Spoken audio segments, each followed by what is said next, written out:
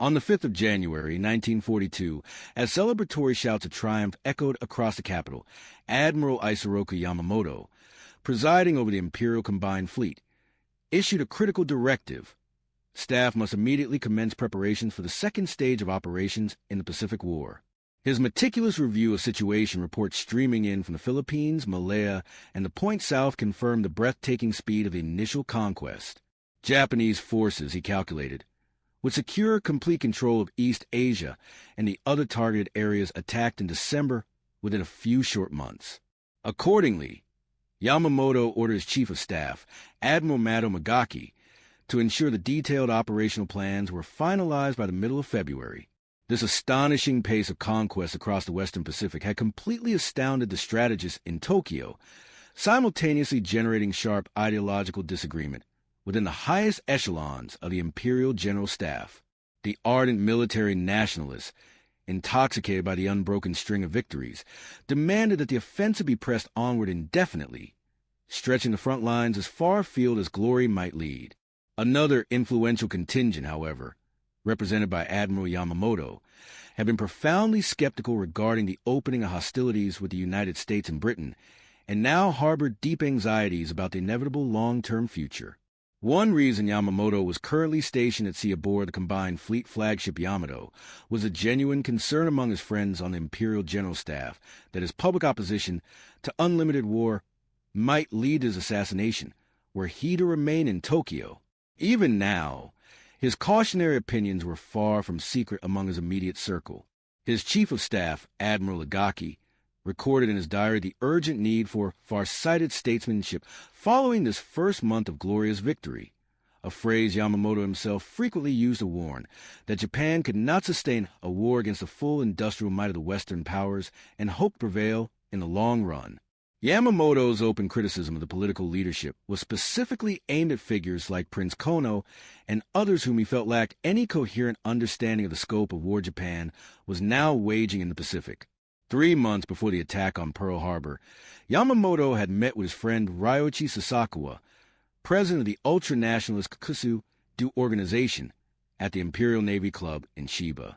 Warning his friend that war was inevitable due to decisions taken by the politicians, Yamamoto had chillingly predicted that, at first we'll have everything our own way, stretching out like an octopus spreading its tentacles.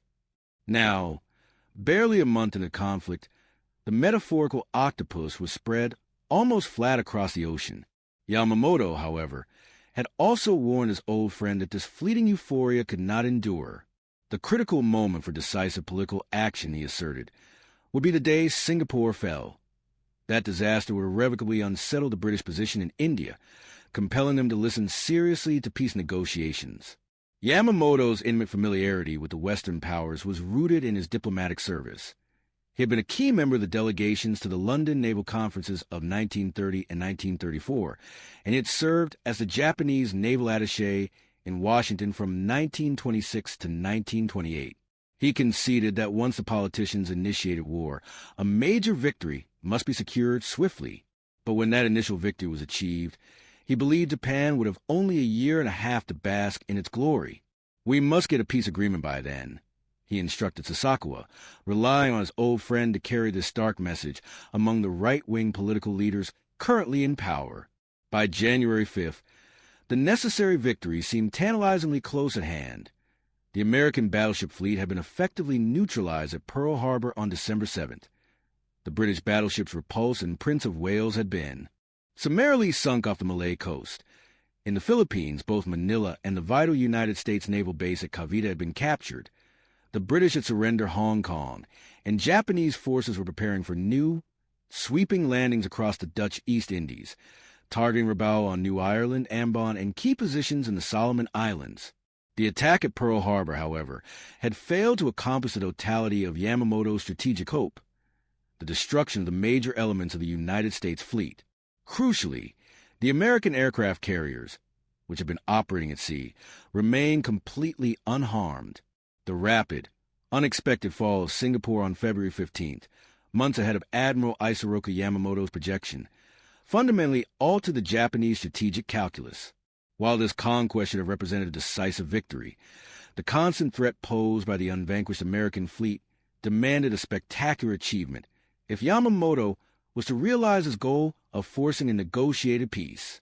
The immediate question before the imperial planners was where to strike next.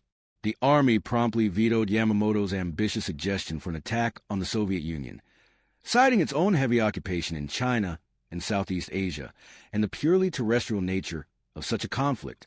3 alternative strategies were tabled. Yamamoto's preferred option involved a massive thrust into the Indian Ocean, culminating in the invasion of Ceylon. The objective was to lure out and annihilate the British Far Eastern Fleet, mirroring the destruction inflicted at Pearl Harbor, and then to push westward into the Middle East to establish a vital link with German forces driving toward the Soviet oil fields in the Caucasus. This operation would have secured the necessary petroleum resources, but the Army refused to sanction the Middle Eastern component. A second proposal, advocated by the Naval General Staff in Tokyo, called for an attack on Australia to deprive the Americans of that essential forward base. This expansion required securing the Solomon Islands, New Guinea, New Caledonia, Fiji, and Samoa. Advocates at Imperial General Headquarters were already drafting systems for the occupation of Australia and New Zealand. Yet, Yamamoto dismissed the Australia plan as too protracted and lacking the immediate, decisive impact necessary to halt the American resolve. Yamamoto understood that the Pearl Harbor strike had not crippled the enemy, but had instead ignited a spirit of vengeance in the Americans, a foe the Japanese command had mistakenly judged as too soft and incompetent to prosecute a war to the finish. Recognizing that even the capture of Singapore was insufficient, Yamamoto sought a victory so overwhelming it would enable Japan to extend a generous olive branch. In January, he ordered the drafting of a new concept. 2 months later, officers delivered the document designated the Me Plan, which designated the destruction of the American carrier force in a decisive battle off Midway Island. Concurrently, the AL Plan detailed the invasion of the North American continent via Alaska's Aleutian Islands. Yamamoto calculated that victories at Midway and in the Aleutians would furnish the politicians with a base for negotiating the sort of peace he hoped to achieve, perhaps even leading to the occupation of Hawaii and the West Coast. Though the admirals quarreled around the conference table in the Navy Ministry, Yamamoto ultimately had his way. However, the potential significance of earlier victories, the fall of Singapore and the impending collapse of Bataan and Corregidor, was suddenly eclipsed by a single, shocking event: Lieutenant Colonel Jimmy Doolittle's B-25 bomber raid on Tokyo in April. The Doolittle raid instantly disabused the Japanese command of any notion that the Americans were only beginning to fight. The ensuing Battle of Midway in June flamed into disaster for Japan, a defeat so devastating that the news of the destruction of 4 big fleet carriers was carefully suppressed and known only at the highest echelons of the Navy. While Yamamoto had been engaged in his Midway excursion, the Naval General Staff in Tokyo had already begun pivoting the Navy and its air forces steadily southward to execute the impending attempt to sever Australia from Allied supply lines. Following the seizure of Rabaul on January 23rd, constant air reconnaissance and bombing raids against New Guinea and surrounding islands confirmed to the Australians, who relayed their deepening concerns directly to General Douglas MacArthur, that a major invasion was imminent. The arrival of General Douglas MacArthur in March immediately underscored the perilous position of the Allies. If the Japanese successfully moved against New Guinea, the subjugation of northern Australia would become a near certainty. The Imperial General Staff had already demonstrated their intent, bombing Darwin in February and escalating the pace with the March invasion of Salamaua, New Guinea. By May, just prior to the pivotal engagement at Midway, the Japanese attempted to send an occupation force toward Port Moresby, but the fierce defense mounted by American and Australian fleets halted this thrust during the carrier battle of the Coral Sea. Despite this tactical victory, the Japanese successfully occupied Tulagi, north of Guadalcanal, establishing a critical seaplane base there. The Battle of the Coral Sea solidified the conviction in Washington and Australia that immediate preparation for a major southern Japanese movement was essential. MacArthur warned the Australian government that it had to be ready for an attack that preempted the generally anticipated Japanese thrust against India. He urgently cabled General Marshall, demanding 2 carriers and 1,000 planes to bolster the defense. The response from Washington was sobering. In May, Admiral Ernest J. King, Chief of Naval Operations, informed Marshall that until the end of June, the entire Pacific Fleet would possess only 2 operational carriers. This was set against the grim reality that the Japanese possessed 10 on the eve of Midway, a Battle Pacific Fleet Commander Chester W. Nimitz had already issued advance warnings about. While the events at Midway were taking their course, the Japanese were firmly establishing their presence in the New Guinea and Solomon Islands area. Major General Tamataro Hori landed the South Seas Force at Salamaua, while naval troops secured La and began constructing a vital air base. Independently of Admiral Yamamoto's combined fleet, the Imperial General Staff had conceived the Port Moresby operation, ordering Lieutenant General Harakichi Hyakutake to press on toward New Caledonia, Fiji, and Samoa, with readiness to resume the advance on Port Moresby by July.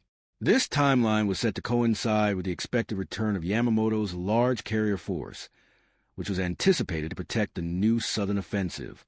Crucially, despite the devastating defeat at Midway, which was deceptively reported as a victory of forces in the field, Imperial General Headquarters refused to alter its strategic plans. Days after Midway, when the Australians confirmed to General MacArthur that the Japanese were poised to move, MacArthur seized a moment.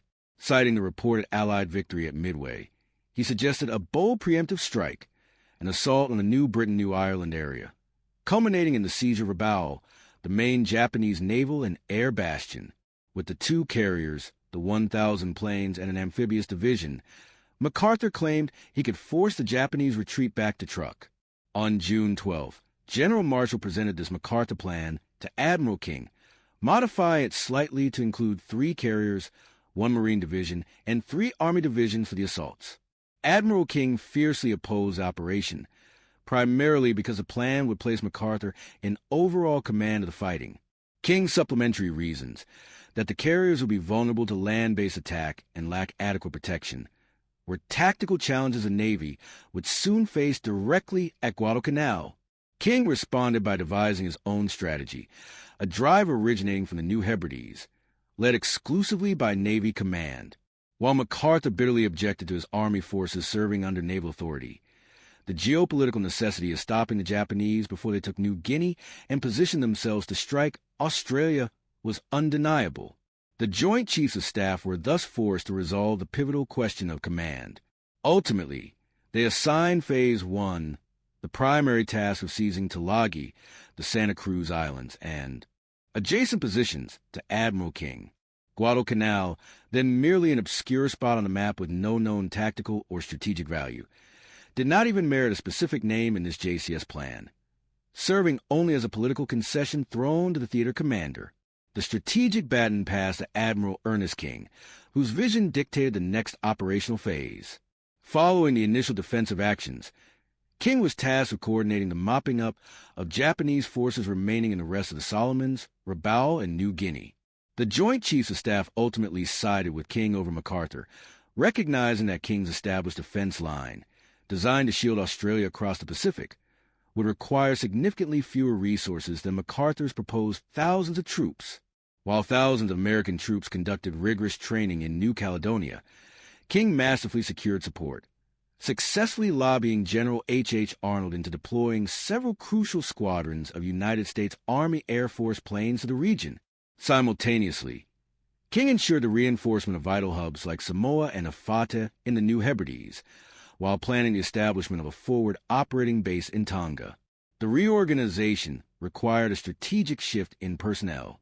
Admiral Wilson Brown, whose perceived indecisiveness during the critical Wake Island crisis had drawn King's distinct annoyance, was reassigned.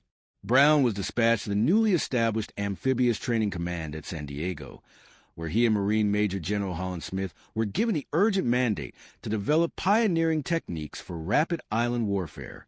King's Chief Plans Officer, Rear Admiral Richmond Kelly Turner, crystallized the emerging strategy into a 4-stage plan. The initial effort must focus on holding the line in the South Pacific, while simultaneously training the nascent amphibious forces. The second stage mandated a combined offensive involving the United States, Australia, and New Zealand, pushing through the Solomon Islands toward the Bismarck Archipelago and the Admiralty Islands. The third stage would see the seizure of the Caroline and Marshall Islands, leading finally, in the fourth stage, to the ultimate objective, either the Dutch East Indies or the Philippines. Admiral King immediately approved this framework, recognizing it as a precise blueprint he himself had envisioned. To execute this colossal undertaking, King arranged for Vice Admiral Robert L. Gormley, then serving as a naval observer in London, to return and head the critical South Pacific Command. Rear Admiral Turner was detached from the plan's division and instructed to prepare for his new role as commander of the amphibious operation. These high-level appointments were settled even before the Japanese assaults on Port Moresby and Tulagi. Vice Admiral Gormley departed Washington on May 1st, scheduled to take command of the South Pacific Force on June 19th. But first, he was required to report to Admiral Nimitz at Pearl Harbor, his direct superior. By the time Gormley reached Pearl, the Japanese offensive was already gathering momentum in the South Pacific. On May 22nd, an Army observation plane spotted a Japanese photo reconnaissance aircraft meticulously surveying Guadalcanal, prompting Army intelligence to suggest the enemy would prepare and construct an airfield there. This suspicion escalated sharply by June 25th, when Army intelligence reported that the Central Plains grass had been burned off, tents had sprung up, and a wharf was actively under construction at Lunga Point. 6 days later, an Australian coast watcher operating clandestinely on Guadalcanal provided alarming confirmation. Airfield construction was only awaiting the arrival of specific Japanese construction units. He even furnished their names: the 11th and 13th Pioneer Forces, the imperial equivalent of American CB units. This crucial information was immediately corroborated by a radio interception made by Nimitz's intelligence officers at Pearl Harbor. The Pacific Fleet's radio intelligence group, having successfully broken parts of the Japanese naval code, picked up a message explicitly stating that the 11th and 13th Pioneer Forces were due to arrive at their destination on July 4th. Fleet intelligence swiftly connected the dots. Coincidentally, Admiral Turner was visiting Pearl Harbor that day, en route to prepare for an amphibious landing somewhere in the South Pacific. Upon receiving the radio intelligence report, Admiral Nimitz presented the undeniable evidence. Turner instantly understood his destination. It could be no place other than the Solomons. Within 2 weeks, Turner arrived in Wellington, New Zealand, where he boarded his flagship, the USS Macaulay, a converted Grace Line passenger ship, the former Santa Barbara. His mandate was daunting: to train a full amphibious task force in the span of one single month. As Turner began the immense task of maneuvering ships and men, Admiral Gormley was simultaneously making his way to Melbourne for a crucial conference with General MacArthur. Admiral Robert Gormley departed New Zealand burdened by profound apprehension regarding the feasibility of the impending amphibious assault. He recognized the fundamental foolishness of attempting such a complex operation, a form of warfare the Allies had yet to master, without adequate resources or established doctrine. General Douglas MacArthur, who held his own strategic reservations about the plan, concurred entirely with Gormley's assessment. Crucially, both commanders agreed that the current complement of available aircraft was insufficient to guarantee the landing force the necessary protective air coverage. This critical meeting occurred on July 18th, barely 3 weeks before the scheduled invasion. Gormley immediately dispatched a recommendation back to Washington urging that the operation be deferred. Fleet Admiral Ernest J. King, however, was unmoved by this counsel. King had explicitly warned his new South Pacific commander that he was inheriting a difficult mandate and that the requisite tools and material would likely not be available until the autumn. The answer was definitive. The invasion would proceed as planned. Gormley had left Washington convinced that the United States was not ready for aggressive action in the South Pacific, and his pessimism deepened as he failed to secure the immediate deployment of CBS and other essential units to New Zealand. From its very inception, the Guadalcanal invasion plan was plagued by critical failures of intelligence. While all concerned commands were aware an operation was forthcoming, particularly following Admiral Nimitz's transmission of operations orders to Admiral Gormley on July 10th, the true extent of the Japanese buildup remained obscured. The major Japanese airbase at Rabaul posed a direct existential threat. Aircraft from those fields could easily stop at Guadalcanal, refuel, and thereby extend their lethal bombing range to target Australia. There was no question that they possessed the capacity to deliver a devastating blow against the Allied buildup. Yet, on July 10th, the Allied intelligence report reaching King contained only a casual, almost dismissive reference to airfield construction at Guadalcanal. A few days later, a subsequent report incorrectly located the field on the wrong side of the island. By the end of July, the Japanese had fully completed the strategic airfield. Back at Combined Fleet Headquarters in Japan, Admiral Isoroku Yamamoto issued orders for the first stage mission to depart Rabaul on August 14th. As commander of the overall United States effort, Admiral Gormley desperately attempted to secure reinforcements, build advanced bases, and bring in more planes. Every avenue he pursued confirmed the grim reality of Admiral King's assertion. The proper logistical tools were simply unavailable. The supplies of the invasion forces, for example, were loaded haphazardly or hodgepodge aboard the transports at Oakland, though ample dock facilities existed there to unload and meticulously reload the ships with supplies sorted by intended use. This organizational step was ignored. Instead, the vessels were dispatched to Numia, which possessed none of the necessary unloading or sorting infrastructure. Admiral King understood the general scope of these difficulties, but he permitted no time for delay. King, better than any of his subordinates, grasped the absolute strategic necessity of halting the Japanese advance before they could consolidate their position and jeopardize Australia. The invasion timetable remained fixed. By late July, the logistical rush was in full swing, with 17,000 Marines moving across the Pacific via troop ships originating from California, Pearl Harbor, Numia, and Samoa. Admiral Gormley was too consumed by the escalating crisis to convene a general conference of his commanders. Consequently, on July 28, Admiral Frank Jack Fletcher, who was designated as a tactical commander, called a crucial meeting aboard his flagship, the carrier Saratoga. For the first time, the tactical unit. Commanders gathered to discuss the specifics of the invasion. Admiral Fletcher was tasked with protecting the landing force with his carrier task force, and Admiral Richmond K. Turner was responsible for delivering the troops of Marine General Alexander Vandergrift to the beachhead. Once the Marines secured the island, garrison troops would follow. However, the operation had been planned so hastily that no provision had been made for holding any troops in reserve, leaving the South Pacific Command entirely without further available manpower. The meeting aboard the Saratoga proved deeply unsettling. Fletcher immediately announced a devastating operational constraint. He would protect the landings at Guadalcanal for only 2 days. He insisted, a sentiment echoed by Gormley's staff members present, that the irreplaceable carrier assets must not be needlessly risked. The tension within the American command structure was palpable, fueled by conviction held by some that the entire operation was fundamentally flawed.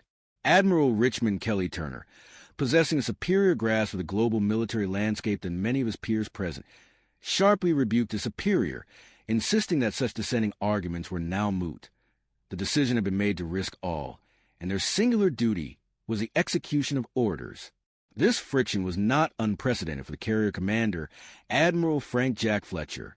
Following the Battle of the Coral Sea, Admiral Ernest J. King had been so gravely displeased with Fletcher's consistent avoidance of decisive action that he had mandated Admiral Chester Nimitz personally ascertain the condition of Fletcher's fighting spirit.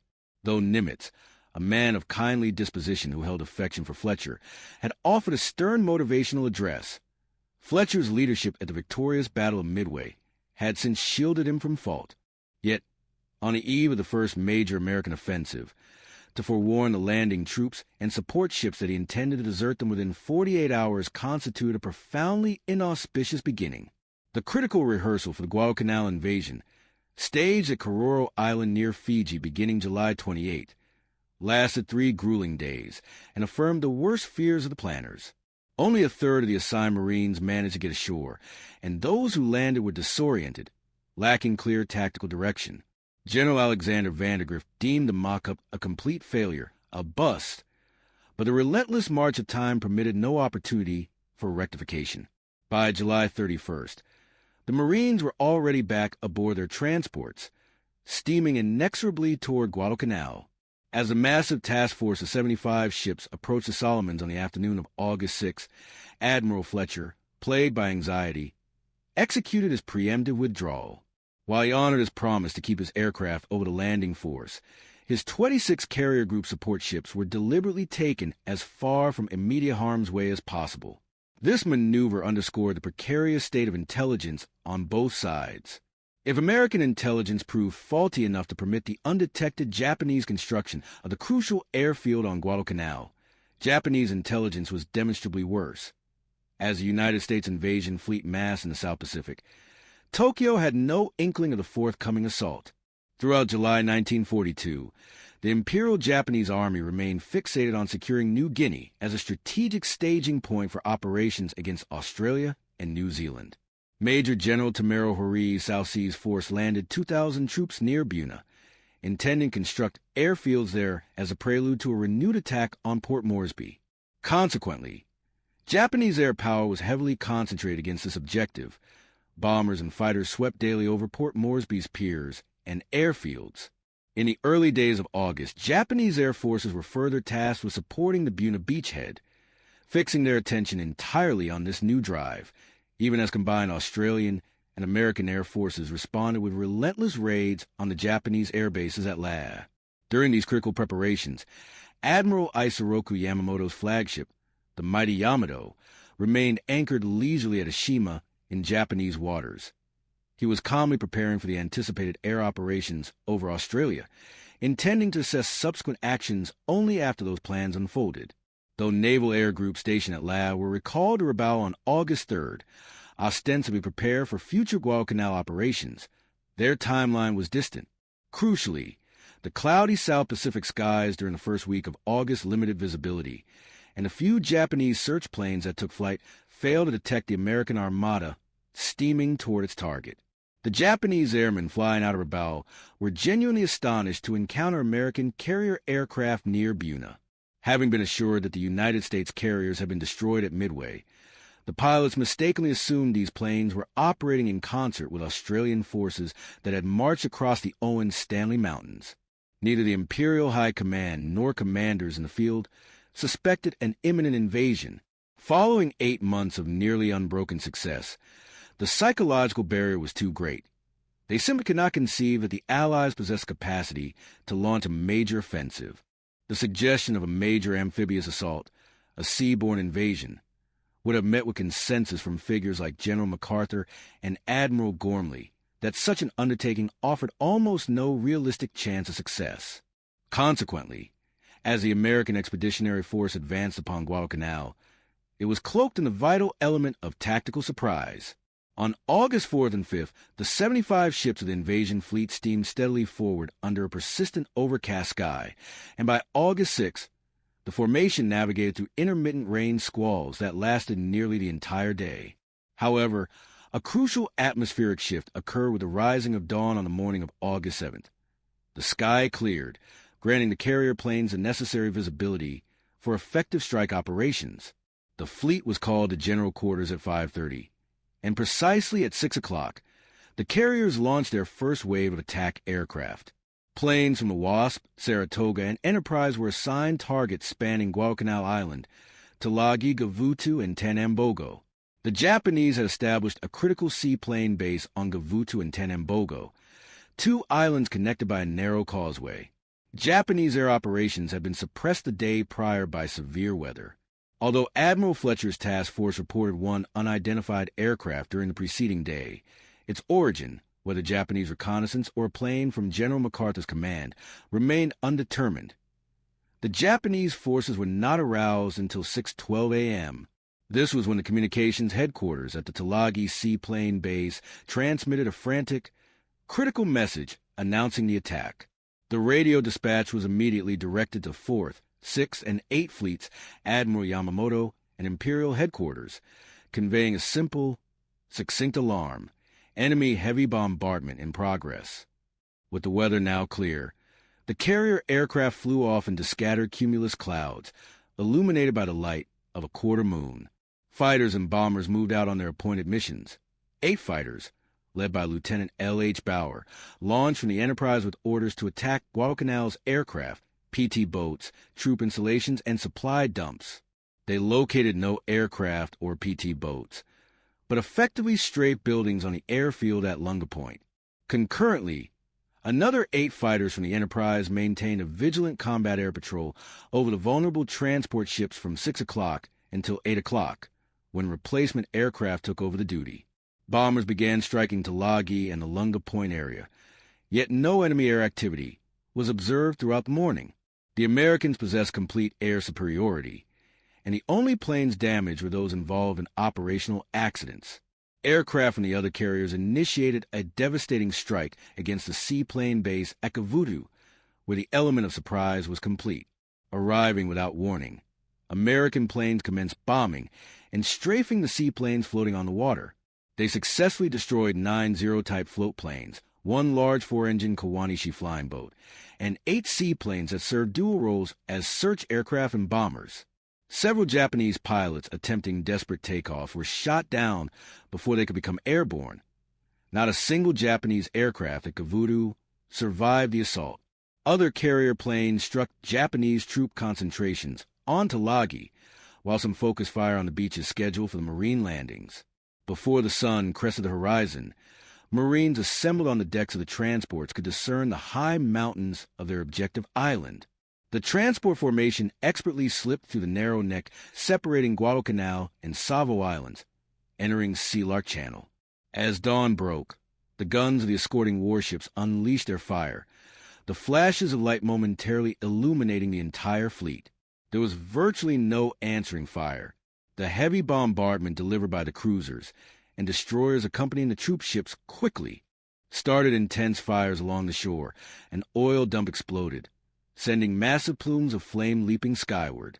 At 8 o'clock, following 2 hours of continuous bombing and shelling of the island, the landing craft began their movement toward the north shore, situated east of Lunga Point.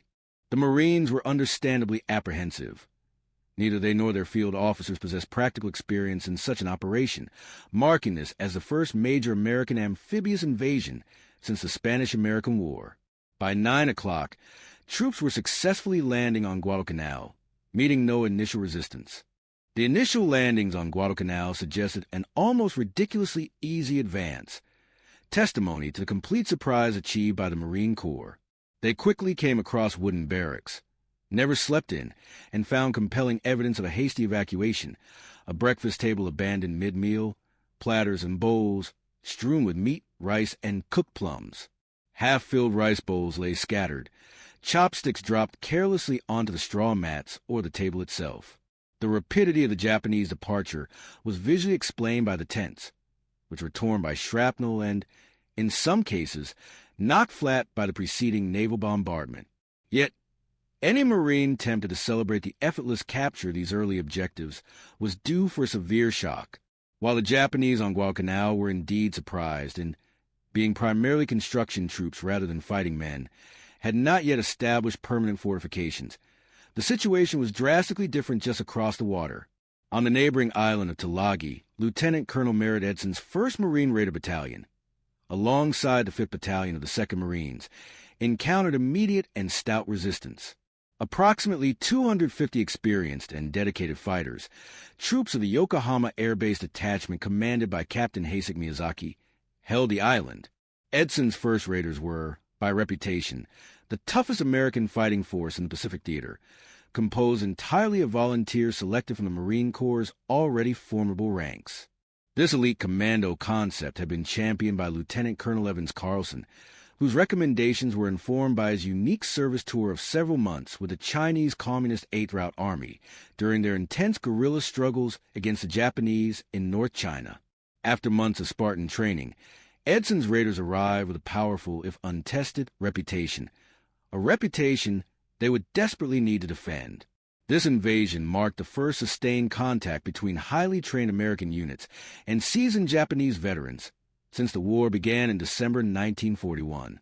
The Japanese, having secured a reputation even more fearsome than that of the Raider battalions through the phenomenally rapid march of their forces across the Philippines, Malaya, and the East Indies, were widely considered invincible, a belief the Imperial High Command eagerly encouraged.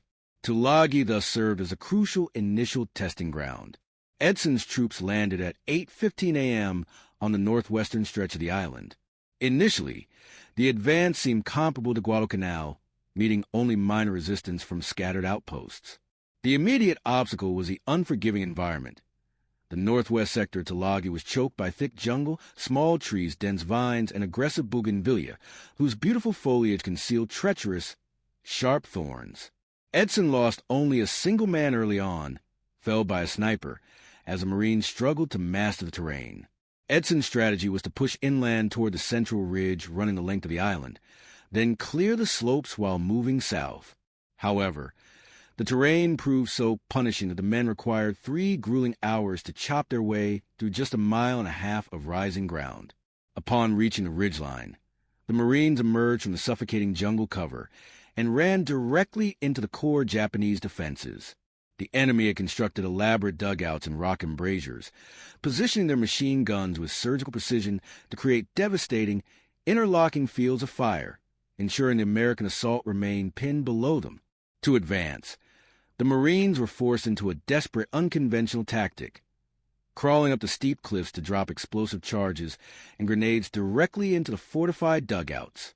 This costly, explosive method became the only path forward, yet even once a dugout was neutralized by the blast, the initial engagement saw American forces eliminating 17 Japanese defenders using targeted dynamite charges, yet the cost remained high.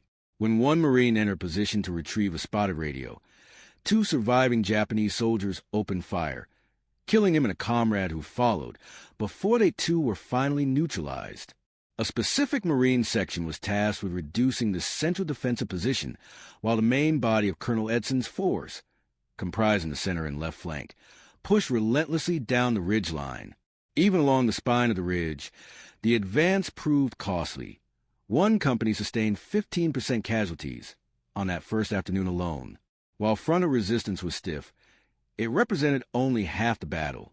Japanese snipers were omnipresent, concealed in tree canopies, secure atop ruined buildings, or wedged behind rock outcroppings. A preferred, psychologically devastating tactic involved allowing the forward elements of a Marine unit to pass before opening fire from the rear. This move almost invariably resulted in the sniper's immediate death, but not before he had inflicted several casualties. Furthermore, the first raiders learned quickly that the small .25 caliber Japanese rifle and machine gun slugs were more apt to inflict debilitating wounds than to kill outright. This was a calculated strategy, designed not merely to kill, but to maximize the logistical burden on the enemy, diverting critical resources and additional personnel to the care of the wounded. The raiders continued their drive throughout the afternoon until their advance was abruptly halted by a formidable 3-sided ravine, the floor of which was an old British cricket field. The Japanese had expertly dug into the steep ravine walls, establishing the interlocking fields of fire that would define the brutal island warfare to come. As the Marines moved forward, they were caught in a deadly crossfire, forcing Edson to halt the probe as darkness descended.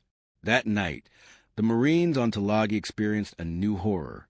The Japanese, recognizing their hopeless numerical disadvantage, staged one of the death-desperate counterattacks for which they would become infamous. Waiting until the Marine perimeter had settled into quiet darkness, they broke through the lines between 2 companies at 10:30 p.m., surrounding one unit entirely. The fighting devolved into savage, close-quarters combat fought in foxholes in the open ground, utilizing rifles, machine guns, grenades, and knives. The Japanese surge pressed along the ridge toward Colonel Edson's command post, reaching a terrifying proximity of just 50 yards. Ultimately, the Marines overpowered the attackers and drove them back, but not before one company reported the loss of half its non-commissioned officers. The following day, August 8th, reinforcements continued to stream ashore until 7,500 troops occupied the Tulagi side of the Sea Lark Channel. Edson's raiders, alongside men of the 5th Battalion of the 2nd Marines, resumed their methodical advance toward the southeastern tip of the island. One by one, they assaulted the expertly dug-in machine gun positions overlooking the steep slopes of the old cricket ground. From a single cave strongpoint, they removed 35 dead Japanese, some already decomposing, others killed in the final moments of the defense. From this grim evidence, the Americans correctly deduced a fundamental Japanese tactic: to hold a position until the last unless explicitly ordered to retreat, a stark proof of the rigid discipline inherent in the Imperial Armed Forces. Notably, Those few troops who did surrender on Guadalcanal were predominantly members of labor battalions, not combat veterans.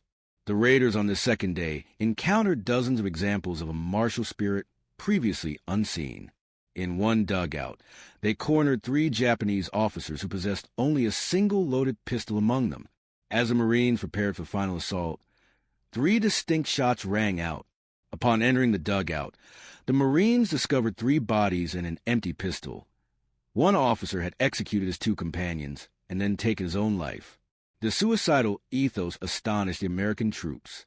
It was profoundly difficult for a Marine to comprehend how cornered, wounded men, knowing the enemy possessed overwhelming material and numerical superiority, almost invariably choose death over the possibility of surrender.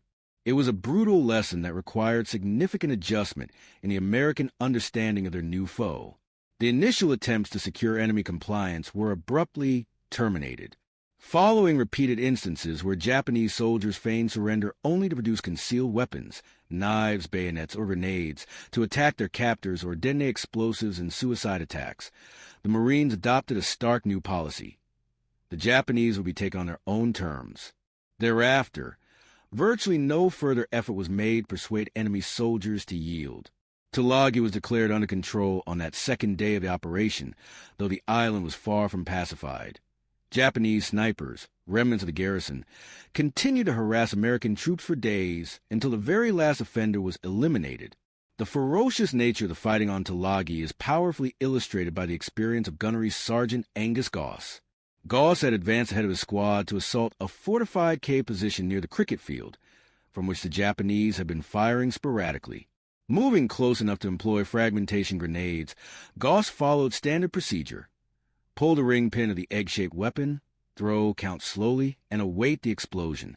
Sergeant Goss pulled the pin, threw, and counted to 6. Remarkably, the grenade was instantly lobbed back out of the cave, forcing him to duck and escape the blast of his own ordnance. After an identical second experience, he adjusted his timing, holding grenade for a full 3 seconds before throwing, counting 4, 5, 6, and still it was ejected, narrowly missing him. Infuriated by the defender proficiency, Sergeant Goss called for a satchel charge, a canvas bag packed with dynamite typically reserved for demolishing structures. He thrust the primed charge into the cave mouth and retreated slightly. Yet again, the Japanese defenders expertly repelled the explosive package. The dynamite detonated outside the cave, driving a rock splinter into Goss's leg. Though not serious enough to incapacitate him, the wound galvanized his rage.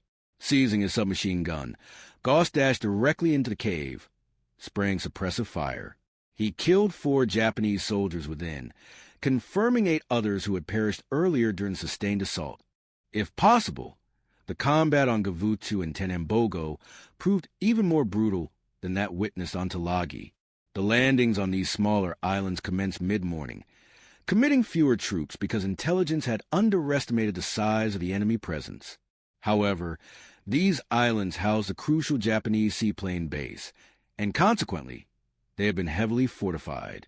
The Marines immediately encountered devastating resistance.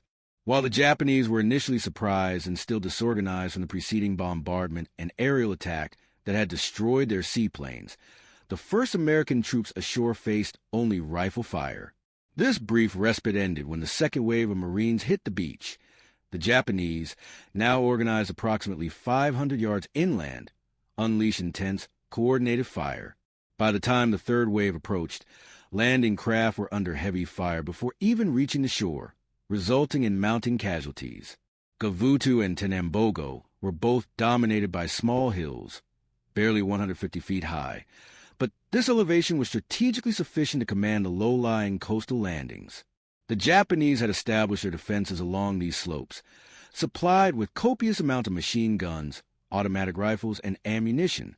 As on Tulagi, every Japanese position had to be systematically destroyed. Retreat was never an option. The sheer viciousness of the fighting on Tenambogo reached almost unbelievable levels. In the early waves, Marines had successfully landed tanks.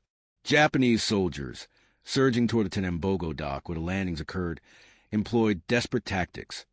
They jammed crowbars under the treads, hurled grenades, and attempted to ignite the armored vehicles using rags soaked in gasoline. One tank commander, opening his hatch, utilized the tank's machine gun to kill 23 Japanese soldiers before a lone defender scrambled up the side of the vehicle and fatally stabbed him with a bayonet. Another Japanese soldier then threw gasoline-soaked rags inside the open hatch, setting the tank ablaze. By mid-afternoon on this crucial first day, it was clear that the Marines required reinforcements. A unit that had landed earlier on Florida Island, finding no enemy resistance there, was urgently recalled to assist. While Tanambogo had been secured, the Marines were unable to take the crucial causeway linking the two small islands. The reinforcements were ordered to land on Tanambogo and, at dusk, were provided 5 minutes of preparatory bombardment from supporting naval assets. The naval bombardment, intended to soften the defenses, yielded a calamitous result.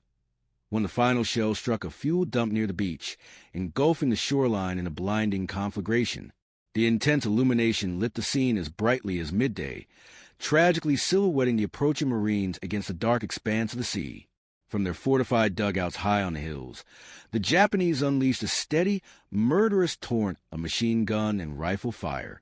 While 2 boatloads successfully reached the contested beachhead, the critical third boat suffered a direct hit. Its coxswain was instantly killed at the tiller. The craft slewed violently, turning back toward the open sea. Crucially, the following boats misinterpreted this withdrawal as a change in orders, mirroring the retreat. This disastrous confusion left the men of the initial 2 boats stranded ashore, their only immediate sanctuary being the concrete pier. Japanese observers swiftly pinpointed American positions by tracing the arcs of American return fire, leading to swift casualties. A single boat managed to evacuate the wounded, but the chaos persisted until reinforcements could eliminate the confusion and resume the landing. Amid this turmoil, the Japanese launched a sharp counterattack on the beach. Captain Crane, the unit leader, found himself cut off.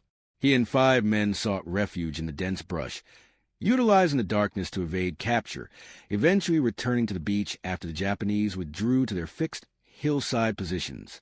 Though eventually extricated, it was not until 4 o'clock on the morning of August 8th that another unit successfully landed and secured the vital causeway. The battle for the connecting islets of Gavu and Tanambogo had been decisive. 500 Japanese defenders had been present when the fighting commenced. When it ceased, none remained. Early on the morning of August 7th, the Tulagi radio station transmitted the first urgent report of the United States assault directly to Rabaul. This astounding news arrived at Rabaul airfield precisely as pilots were preparing for their scheduled morning missions, intended for the ongoing harassment of Australian forces in New Guinea. These orders were instantly canceled, and all available aircraft were immediately diverted to strike the American invasion force. Even before the strike aircraft could launch, they received the grim intelligence from Tulagi. The entire flying boat flotilla had been destroyed, and subsequently, radio contact with the base broke, confirming that the installation had been overrun. At 8:30 a.m., a formation of 27 twin-engine Betty bombers lifted off from Rabaul. Crucially, having been loaded for strike against Australian land forces, they carried bombs rather than the preferred anti-ship torpedoes. Escorted by 180 fighters, they climbed to 13,000 feet, flew east toward Buka Island, and then turned south along the Bougainville coast. Just after 1 o'clock in the afternoon, for Enterprise F-4F fighters, cruising at 18,000 feet, intercepted the massive formation of Betty bombers and their Zero escorts just above Florida Island. The F-4FS immediately attacked. Lieutenant V.P. D successfully shot down 1 bomber, and 4 others began to smoke, designated as probables. However, after this initial pass, the formidable Zeros engaged, forcing the F-4FS to break off and take refuge in cloud cover, following standing instructions. The Americans had been hit hard. 1 F-4F was shot down, and Lieutenant D's plane was so severely damaged he was forced to make an emergency landing on the USS Wasp. Lieutenant G. Fireball led a second flight of 6 fighters from the Enterprise, locating the enemy off Santa Isabel Island. 10 Zeros swiftly engaged, attacking 3 of the American fighters. All 3 F-4FS were instantly shot down. The remaining 3 American pilots pressed their attack against the bombers, with Ensign R. and is succeeding in shooting down 1 Betty. The first confirmed kill of the Zero was achieved by radio electrician T. W. Rhodes. Yet, the Zeros returned in overwhelming force, compelling the F-4FS to duck into protective obscurity of the clouds. 10 Zeros pursued them in 2 tight formations, strictly adhering to the Japanese tactic. Never let your wingman out of sight. They attacked the F-4FS from the starboard quarter, resulting in the loss of Lieutenant Fireball, enlisted pilot W.S. Stevenson, Jr., and pilot machinist W.H. Warden. The immediate aftermath of the initial landings brought swift danger. Coast watchers reported flares of wreckage off Santa Isabel Island, and a patrol dispatched from the Guadalcanal area failed to locate Warden Stevenson, presumed lost at sea. Meanwhile, the skies proved a fertile hunting ground for American airmen. The Japanese bombers, often less maneuverable than their fighter escorts, became primary targets. 6 fighters from Flight 323 intercepted enemy formations near Lunga Point, downing 4. Machinist D. Runin distinguished himself in this early action, single-handedly destroying 2 enemy aircraft shortly after 2:30 a.m. The true strategic advantage, however, lay with the intelligence network on the ground. As the Japanese Betty bombers and Zero fighters prepared their concerted afternoon strike, the coast watchers were already in position. Paul Edward Mason, a former copper planter stationed atop Malib Hill on Bougainville, held a vantage point overlooking Bend. At precisely 9 a.m., Mason transmitted a vital warning. 24 Japanese bombers were heading directly toward Guadalcanal. This message, broadcast from Pearl Harbor back to the invasion fleet, was received when the enemy formation was still 400 miles distant, a critical 2¼ hours away from the target zone. The timely warning allowed for meticulous preparations. The reaction aboard the HMAS Canberra, one of the Australian cruisers supporting the invasion, epitomized the disciplined defiance of the Allied crews. When the alert arrived, the ship's bosun's mate calmly piped a chilling yet precise message.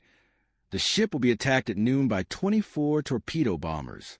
All hands will pipe to dinner at 11 o'clock. The attack materialized exactly as predicted.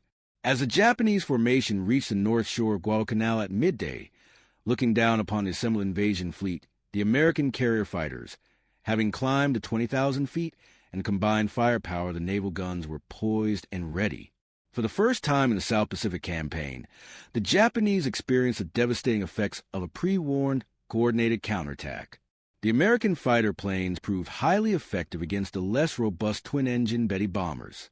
Of the 24 Bettys that finally arrived over Guadalcanal, all but 1 were shot down in the ensuing melee. The defensive success was near total. The only damage sustained in that first large-scale aerial assault was a single bomb hit on the destroyer Mugford. Against the Mitsubishi A-6M0 fighters, however, the narrative shifted dramatically. Pilot Officer Saburo Sakai, Japan's leading ace, was among the 18 elite pilots selected for this critical long-range mission. When a Japanese force was intercepted by F-4F Wildcats launched from the carriers, the American pilots executed a surprising maneuver. They drove straight for the bombers, largely ignoring the formidable Zero escort. The Zeros, after dutifully protecting their charges, turned their attention to the American fighters. Sakai, puzzled by these unorthodox tactics, observed that the Navy pilots would dive aggressively, but if they missed on the first pass, they would immediately scatter and evade. This disciplined approach was a result of sound intelligence. American pilots had been rigorously instructed to avoid sustained turning fights, acknowledging the Zero's devastating superiority in turning radius, climbing ability, and overall speed. After a grim and skillfully fought engagement, Sakai managed to down 1 F-4F and an SBD dive bomber that had bravely engaged 4 Zeros simultaneously. However, Sakai's luck ran out when he mistook a formation of SBD torpedo bombers for fighters and plunged into their defensive fire. He ran straight into 4 Spitting machine guns manned by rear gunners who bracketed his approach. His Zero was severely damaged, and Sakai himself was gravely wounded, yet he demonstrated astonishing resilience, managing to fly his crippled aircraft all the way back to Rabaul before finally collapsing upon landing. Although the Japanese still held a temporary qualitative advantage due to the Zero's superior performance characteristics, The American pilots and their F-4F Wildcats were rapidly learning to exploit the enemy's structural limitations. The issue of air control was clearly going to be fiercely contested. At this specific moment, the Americans benefited from the propinquity of their carriers positioned close offshore. Yet, the Japanese maintained a significant numerical superiority based at Rabaul. The American effort remained seriously hampered by the fact that the F-4F Wildcat, while rugged, was neither as fast nor as maneuverable as its main adversary, allowing the Japanese to literally fly rings around the American fighters. The operational advantage of the American F-4F Wildcat lay not in speed, but in its inherent resilience, sturdy construction, and comprehensive armor protection. This structural integrity was a crucial factor in maintaining a low ratio of lost planes, even as the enemy forces mobilized. The Japanese command at Rabaul quickly recovered from the shock of the American invasion, but their fighter squadrons faced a debilitating logistical challenge, a punishing 1,100-mile round trip to the battle zone. Recognizing this vast distance as a major liability, Commander Nakajima, the leader of the fighter squadron, initially resisted demands from higher authority to commit all available Zeros, instead dispatching only his most seasoned flyers on the first day. However, as the campaign progressed, he was forced to commit less experienced pilots, and the losses grew progressively more serious, largely attributable to the immense distances traversed. By nightfall of the first day, the United States invasion of Guadalcanal appeared secure. Admiral Richmond Kelly Turner had successfully moved 11,000 Marines ashore. The American troops had advanced near the critical airfield, encountering only negligible resistance.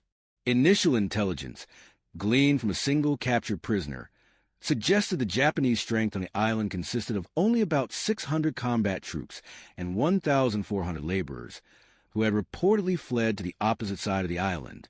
The beaches, however, presented a scene of chaotic abundance, vast piles of ammunition, food, and other essential supplies crowding the landing zones. General Alexander Vandergrift noted that the beach force was struggling to assimilate the deluge of material, yet, fearing the imminent departure of the covering carriers, he welcomed the continued influx of supplies, even as a hastily established second beachhead quickly became as congested as the first. The second day opened with a dire warning. At 8:40 a.m. on the morning of August 8th, Coast Watcher Jack Red, stationed at Bua Passage, spotted 45 Japanese dive bombers that had launched from Kavieng. 30 minutes later, Pearl Harbor relayed the crucial broadcast of the ships. The carrier planes immediately scrambled, destroying many of the incoming enemy bombers. But the United States ships did not escape the engagement unscathed. A blazing bomber plunged into the deck of the transport George F. Elliott, setting the vessel ablaze, while a second dive bomber slammed a torpedo into the destroyer Jarvis, immediately crippling the warship and putting it out of action. Despite these losses, the American pilots pressed their advantage. That morning, aircraft from the Enterprise and other carriers took off on their missions, finding the skies clear. They strafed and bombed troop concentrations positioned along the Tenaru River and systematically worked over the contested airfield. At approximately 10 a.m., 3 fighters from the Enterprise discovered a menacing group of Japanese torpedo bombers skimming low over the water, intent on attacking the transports. The Americans descended instantly. Machinist Runyon shot down 1 bomber and 1 fighter. Ensign V.H. Rouse expertly downed 2 twin-engine torpedo bombers, and Ensign J.D. Shoemaker accounted for another. With that decisive engagement, major air activity for the day ceased. By nightfall, the Enterprise's Fighting Six Squadron tallied its grim balance sheet. 6 pilots shot down by Zeros. The Japanese Zero fighters still held a dangerous edge in pilot experience and aircraft capability. However, the American airmen were rapidly learning the tactical realities of a new aerial theater. The commander of the Enterprise Air Group concluded that the Zero possessed 2 critical weaknesses: limited firepower and an inability to withstand significant punishment. Because of the Zero's superior rate of climb, maneuverability, and exceptional fuel capacity, F-4F pilots were strictly warned to maintain close formation. When attacked, each 2-plane element was instructed to execute a scissors movement, constantly turning toward each other. This tactic allowed the pair of F-4FS to concentrate their superior firepower on the enemy, while capitalizing on the widely acknowledged ability of their own planes to absorb an enormous amount of punishment. Meanwhile, the Marines were locked in desperate combat on the smaller islands. On Tulagi, Gavutu, and Tanambogo, they faced ferocious Japanese opposition. On Tulagi, the Marines suffered 90 casualties, but successfully secured the island by the end of the second day. The entrenched Japanese garrison of 250 men fought literally to the last man. 200 were killed, only 3 surrendered, and the remainder swam the strait to Florida Island to continue the fight. On Gavutu and Tanambogo, the Marines endured 250 casualties, facing a 500-man Japanese garrison that was utterly wiped out to the last man. The ferocity of this initial resistance set a grim precedent for the coming campaign. The fighting on Tulagi stood in sharp counterpoint to the easy advance of Marines on Guadalcanal. By the morning of August 8th, the Marines had reached the edge of the crucial airstrip, a site they would soon name Henderson Field, honoring a flyer killed at Midway, and a dangerous hubris began to settle over the ranks. They were developing a profound contempt for an enemy that seemed only to flee into the jungle.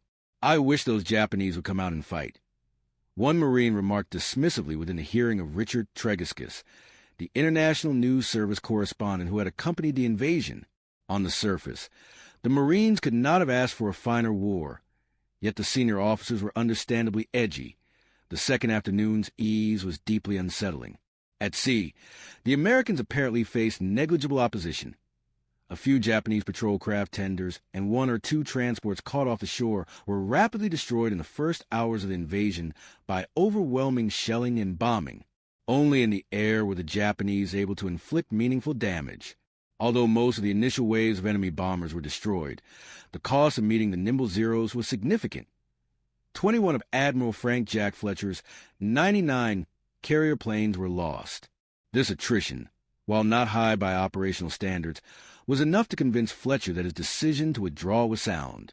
At 6 o'clock that evening, Fletcher asked Admiral Robert Gormley for permission to withdraw his carriers, but he steamed away before receiving a reply. When Admiral Richmond Kelly Turner intercepted Fletcher's dispatch, he instantly realized the catastrophic implications. The carrier withdrawal would leave the entire landing force without any protective air cover, just as the number of Japanese planes could be expected to increase sharply across the island chain. As Fletcher began his retreat, the Japanese were already moving in force. The word of the invasion, flashed from Guadalcanal to Rabaul, had spurred Vice Admiral Genichi Mikawa into immediate action. Admiral Mikawa, commander of the Japanese 8th Fleet and the Outer South Seas Force, held responsibility for the entire South Pacific operation. His first move was to load troops onto 6 small transports and dispatch them with destroyer escort to reinforce the 2,000-man Guadalcanal garrison. This convoy, however, ran directly into the American submarine S-38, which was operating out of Australia. The S-38 delivered a decisive blow, sinking the transport Maomaru with 342 men aboard. This sinking, coupled with reports detailing the enormous size of the American invasion flotilla, persuaded Mikawa that a daylight reinforcement attempt was too dangerous for the moment, and he reluctantly called back the other 5 transports. By that time, however, a far more powerful Japanese naval assistance was already converging on Guadalcanal. Admiral Mikawa had been lucky in the matter of timing. Early on the morning of August 7th, just as the Tulagi garrison sent its last defiant message, 5 heavy cruisers had departed caving on the northern tip of New Ireland. 3 were headed northeast for Manus Island in the Admiralty Group, and 2 were bound for Rabaul, but Mikawa soon ordered all 5 cruisers to hasten their convergence upon Rabaul. Shortly after noon, the heavy cruiser Chokai, accompanied by a destroyer, moved into Simpson Harbor. The other 4 cruisers waited in St. George's Channel between New Ireland and New Britain for the Chokai to rejoin. When she arrived late that afternoon, she was carrying Admiral Mikawa himself and was augmented by the light cruisers Tenryu and Yubari. The Japanese were thus moving toward Guadalcanal with a formidable strike force consisting of 5 heavy cruisers, 2 light cruisers, and a destroyer. As they sped south, Admiral Mikawa composed his battle plan. By cutting speed, they could delay their arrival until after midnight on August 8th, ensuring a surprise night attack on American forces at the beachhead. The Admiral knew the Americans possessed several carriers in the area, while he had none. A nocturnal assault was the only guarantee that his fleet would avoid harassment by American planes. The operational imbalance was stark. The American fleet possessed negligible proficiency in night aerial or naval maneuvers, a critical tactical area that had, conversely, become a distinct specialty of the Imperial Japanese Navy. Admiral Genichi Mikawa's challenge that pivotal afternoon centered on achieving the impossible, moving his powerful striking force close to Guadalcanal to support the island's defenders without prematurely sacrificing the essential element of surprise. The potential effectiveness of a successful ambush against the unsuspecting American invasion force was enormous. Unbeknownst to the admiral at the time, the inherent flaws in the Allied command structure, specifically the divided authority, the inferiority of the American air intelligence system, and the absence of clearly defined, coordinated search methods, would all converge to play directly into his hands. For timely intelligence regarding Japanese ship movements, the Americans at Guadalcanal were critically dependent solely upon air search and sporadic submarine reports. Only under the most exceptional conditions could the reports of isolated coast watchers prove useful concerning large-scale naval operations. Early on August 7th, the approaching Japanese cruisers were sighted by United States B-17 Army bombers as they steamed inexorably down toward the forward base at Rabaul. That same evening, Mikawa's force was again detected by the submarine S-38 just as it emerged from St. George's Channel. The commander of the S-38 duly reported the contact to Brisbane that night, yet both reports were accorded little credence by American naval commanders. Since Rabaul served as the Japanese Navy's primary forward base, the movement of ships in and out was considered routine, and the Americans perceived no indication that the vessels in question were specifically steaming toward Guadalcanal. Admiral Richmond Kelly Turner, responsible for the coordination of all elements of the American attack, relied upon a fragmented system to secure air searches. First, with a long-range B-17 bombers belonging to General Douglas MacArthur's American Army Air Force, including the Australian Army Air Force component, which operated with a degree of independence. Second was Admiral John S. McCain's land-based Naval Air Force, which deployed a number of seaplane tenders and PBY patrol bombers. MacArthur's planes were tasked with the search of the Bismarck Islands, concentrating on the formidable naval and air bastion at Rabaul. McCain, meanwhile, was assigned surveillance of the northern approaches to the theater, encompassing Truk and the Marshalls. Admiral Frank Jack Fletcher's carrier planes were notionally supposed to conduct short-range searches, but due to Fletcher's anxieties regarding the security of his carriers, these patrols were never actually executed.